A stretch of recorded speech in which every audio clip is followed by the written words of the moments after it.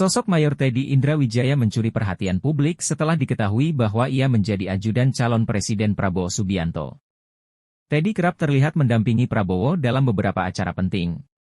Mayor Infantri Teddy Indrawijaya viral usai menolong seorang wanita yang pingsan pada acara kampanye akbar Prabowo Gibran di Gelora Bung Karno. Tetapi mungkin belum banyak yang tahu bahwa ternyata sebelum menjadi ajudan Prabowo, Mayor Teddy sebelumnya pernah menjadi asisten ajudan Presiden Jokowi. Setelah lulus dari SMA, Teddy kemudian melanjutkan pendidikannya di Akademi Militer, Akmil, dan lulus pada 2011. 3 tahun kemudian karir Teddy mulai bersinar karena ketika masih berpangkat Letnan 1, Letu, ia dipercaya menjadi asisten ajudan Presiden Jokowi. Posisinya sebagai ajudan Presiden Jokowi tersebut berlangsung dalam periode pertama kepemimpinannya yaitu periode 2014 hingga 2019. Adapun Mayor Teddy kemudian meneruskan pendidikan militernya di Amerika Serikat. Sepulang dari Amerika Serikat, Mayor Teddy kemudian ditugaskan menjadi ajudan Menhan Prabowo Subianto. Saya udah dipelototin oleh ajudan saya, berdiri di depan saya dengan mata yang melotot. Dulu beliau ini ajudannya Pak Jokowi. Tapi Pak Jokowi entah punya apa, niat baik terhadap saya, ajudannya dikasih ke saya.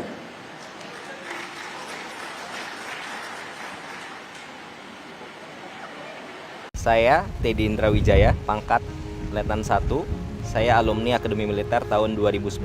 Saya Syarif Muhammad Fitriansyah, pangkat saya Inspektur Polisi tingkat 1. Saya alumni Akpol tahun 2012.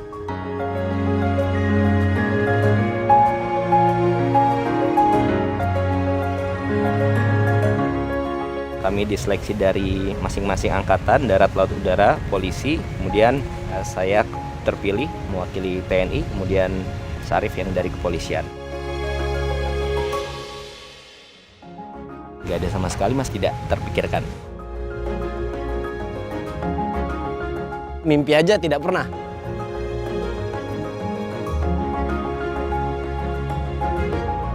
Kalau pas Pampres, pengamanan, kalau kita kegiatan Bapak sehari-hari sehingga Bapak bekerja lancar dan nyaman. Bapak Presiden memang tinggal di Bogor dan dari Bogor ke Jakarta itu 1 jam, Mas. Bila take off jam 8 otomatis berangkat dari sini jam 7 ataupun sebelumnya.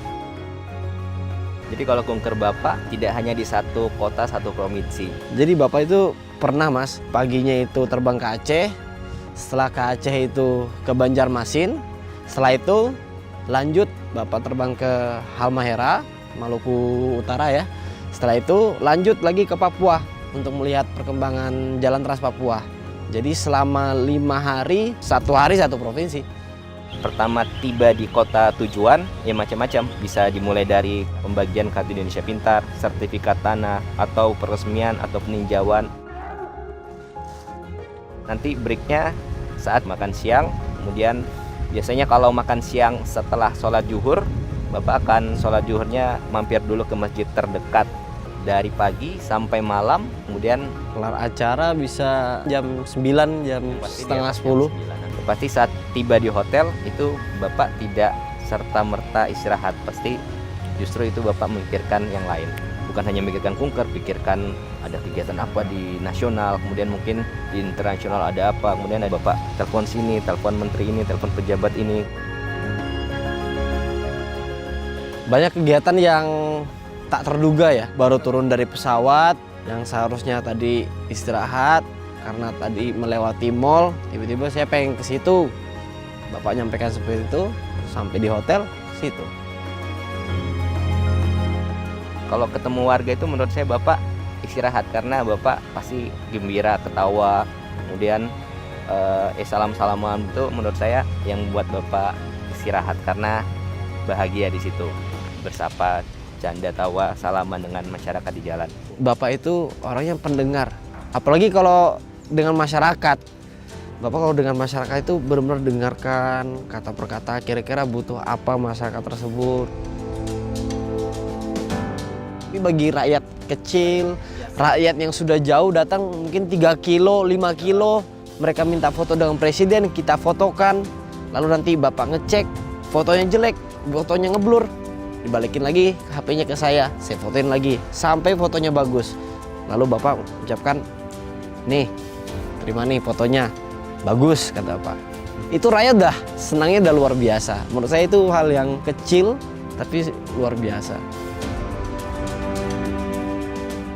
Kalau lagi sendiri ataupun udah selesai kegiatan, nonton YouTube, baca berita, ataupun menggunakan sosmed Bapak, bacain pesan-pesan direct message yang dikirim masyarakat, itu Bapak baca loh, Mas. Jadi kadang-kadang, oh ini apa nih? Coba dicek bener nggak keluhannya. Ya itu yang kirim tadi itu.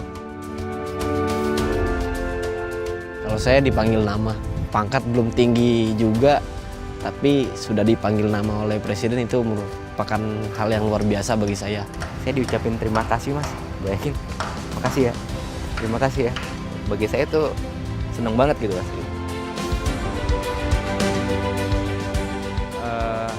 Ya, rahasia, Mas. Ya namanya curhat, masa saya kasih tahu.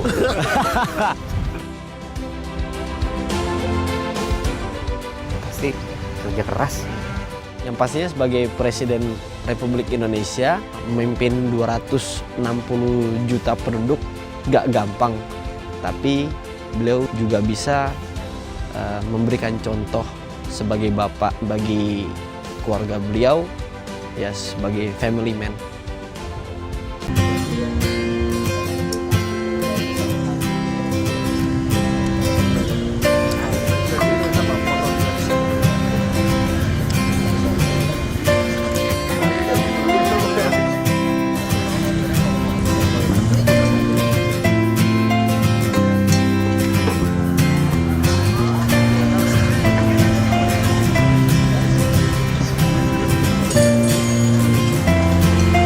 Jadi kalau buat bapak dan keluarga itu ya memang nggak merayakan tahun baru. Jadi ya malam tahun baru ya seperti biasa-biasa aja, seperti malam-malam lainnya. Ya kayak seperti malam ini. Jadi kita semuanya di kediaman bapak di Istana Bogor, di traktir bapak. Nah ini bareng-bareng teman dari Pas Pampres, ada dari karyawan istana. Kita di traktir bapak semuanya di sini. Ya makan malam. Jadi ada sate kambing, ada wedang ronde, ada mie dengkul. Dan semuanya bareng-bareng di sini, kita makan malam di sini. Terus Mas Teddy sendiri tahun baru gini nggak ngumpul bareng keluarga atau sama teman-teman, Mas? Ya ini kan udah ngumpul sama keluarga besar Pas Pampres.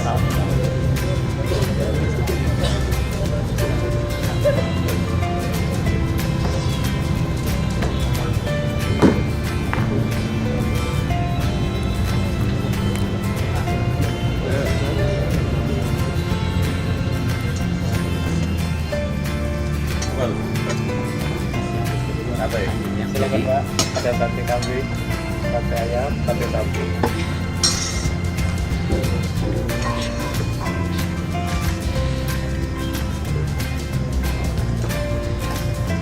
Ini apa ini? Sate kambing, Pak.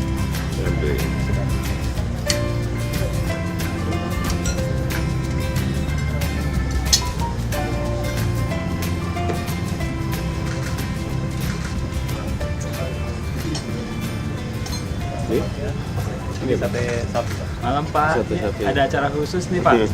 Selamat malam. Acara khusus nih, Pak.